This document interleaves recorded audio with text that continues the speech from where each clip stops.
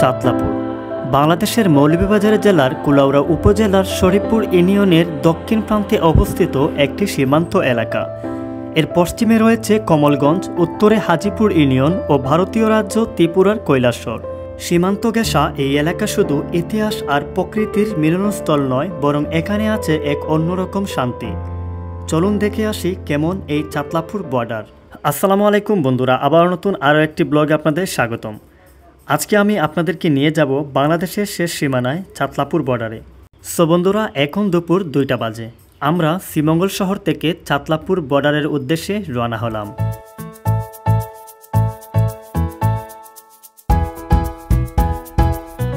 শ্রীমঙ্গল, যার পরিচিতি ছায়ার রাজধানী হিসেবে। পাহাড় আর সবুজের আবরণে ঢাকা এই শহর থেকে শুরু হচ্ছে আমাদের আজকের নতুন ভ্রমণযাত্রা।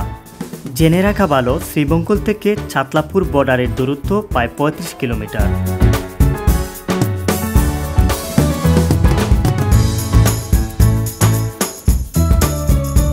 শ্রীমঙ্গলের প্রাকৃতিক সৌন্দর্য যেমন অতুলনীয়, তেমনি এখানকার রাস্তাও বেশ ভালো।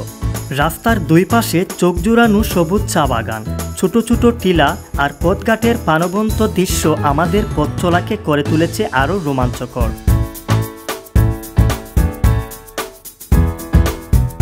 আমরা ভানুগাছ কমলগঞ্জ পার হয়ে এসেছি শমশননগরের চৌমুনাতে। তারপর চাতলাপুর রোডে এগুতে লাগলাম।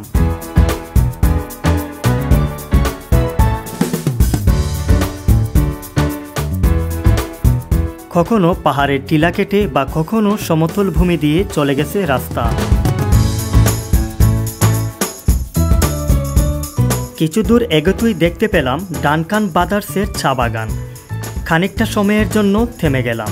এখান থেকে চাতলাপুরের সীমানা শুরু। এখানকার চা বাগানগুলো একদম অন্যরকম, যা সিলেটের অন্য অঞ্চলের চা বাগানের সাথে একেবারেই মিলে না।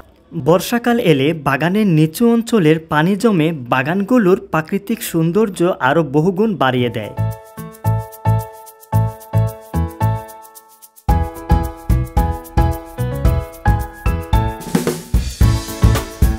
এখন আমরা মনু নদীর ব্রিজের উপর দিয়ে যাচ্ছি।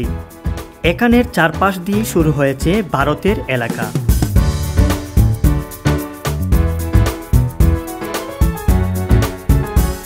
অবশেষে আমরা প্রায় 1 ঘন্টা জার্নি করার পর এসে পৌঁছালাম চাতলাপুর বর্ডারে।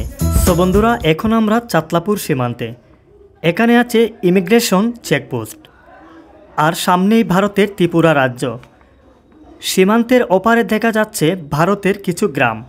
যদিও এখানে পর্যটন কেন্দ্র নয়, তবে যারা প্রকৃতি ভালোবাসেন তাদের জন্য একদম পারফেক্ট একটি জায়গা। 1950 সালে চাতলাপুরে ভারতের আসামের করিমগঞ্জের সঙ্গে একটি সক্রিয় রেল যোগাযোগ ছিল, যা আসাম বেঙ্গল রেলওয়ের অংশ ছিল। বাংলাদেশ স্বাধীনতার কিছু বছর পর্যন্ত এই রেল চলাচল অব্যাহত থাকলেও অতঃপর বন্ধ হয়ে যায়। রেলওয়ের ধ্বংস অবশেষ এখনও সীমান্তে অবশিষ্ট রয়েছে।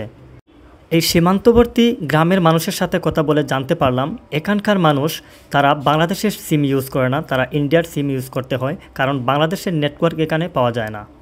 এই কাঁটাতারের ওপাশে দেখা যাচ্ছে ভারতীয় বাচ্চারা খেলাধুলা করতেছে। এই যে আমার সামনে কাঁটাতার পেরিয়ে যে অট্টালিকা দেখতে পাচ্ছেন, সেটা হচ্ছে ভারতের কৈলাসহর। আপনি যদি সিলেট ভ্রমণ করতে আসেন তাহলে এই চাতলাপুর বর্ডারটি দেখতে ভুলবেন না। এখানে রয়েছে প্রাকৃতিক সৌন্দর্য ও সীমান্তবর্তী গ্রামের মানুষের আন্তরিকতা আপনাকে মুগ্ধ করবে। সো ভিউয়ার্স, এই ছিল আজকের আমাদের চাতলাপুর বর্ডারের ঘোরাঘুরি। সো যদি ভিডিও ভালো লাগে অবশ্যই একটি লাইক করবেন, চ্যানেল নতুন হয়ে থাকলে সাবস্ক্রাইব করতে ভুলবেন না, ফেসবুক পেজ থেকে দেখলে অবশ্যই ফলো দিয়ে রাখবেন। ভালো থাকবেন, দেখা হবে নতুন কোনো ভিডিওতে। আসসালামু আলাইকুম।